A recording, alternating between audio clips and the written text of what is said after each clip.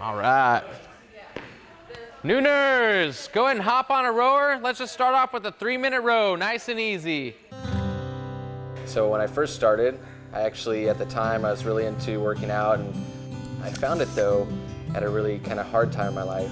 2 years earlier, I'd been divorced, and I kind of never really recovered from that.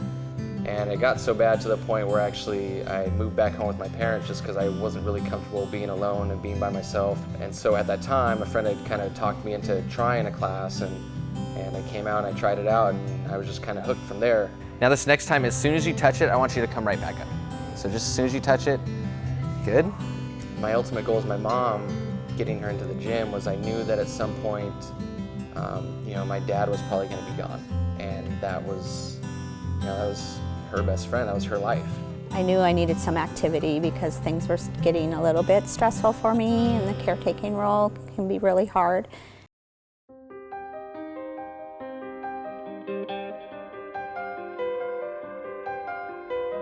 I think when he passed away, just knowing it's very difficult when his heart stopped beating and mine continued, and I think that's been like the hardest because I'll never forget.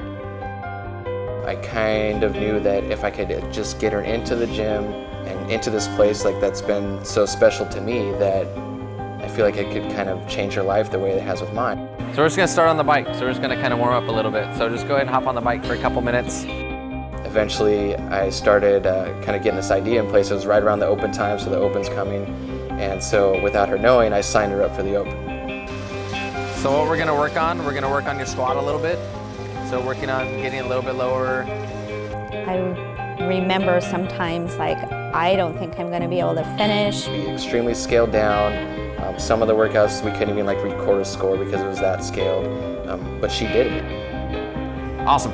Things just took a long time, and it's just like, he's not gonna let up on me, and I'm glad that he didn't. And I don't even remember what place she was, but she was a place, like she was a part of this thing. And after that, I pretty much told her, you really don't have a reason now not to come and try. I was really afraid to come to the gym because I didn't feel like, gyms are for people that look like me. I can remember the first night that I came, I was so afraid. I was kind of shaking, and there was a couple other of the coaches that were here that just knew right away it was me. You want me to start a clock for you? You good? Can give you a countdown? No, you're good. Okay, 3, 2, 1, go. I kind of went from there, and I had just the best time, and it was hard work. When I'd finish the workout, I just felt so, and couldn't wait to come back the next day. Dan and Amy have just, have been so incredible, and Amy wrote just a beautiful card to my husband that Michael was able to read to him, letting him know what a great son we had. It's still really hard, and still hard for my mom, but I don't worry quite as much now as I would have because she has that community in place and that support, and I feel like she's gonna be okay. Awesome, Mom, that's so much better. Holy cow. It's amazing because she's worked really hard, and she's learned that she's highly capable and has made huge strides in her fitness. It means a lot to us that to have a member of our coaching staff and his mom be, such a significant part of our community. Do that again. Push my hand out. I do view this place as the place that has helped me get back on my feet.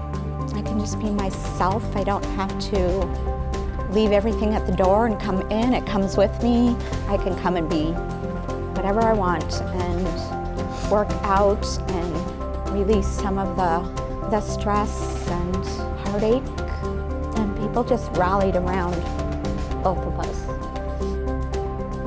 Yeah, thanks. Love you.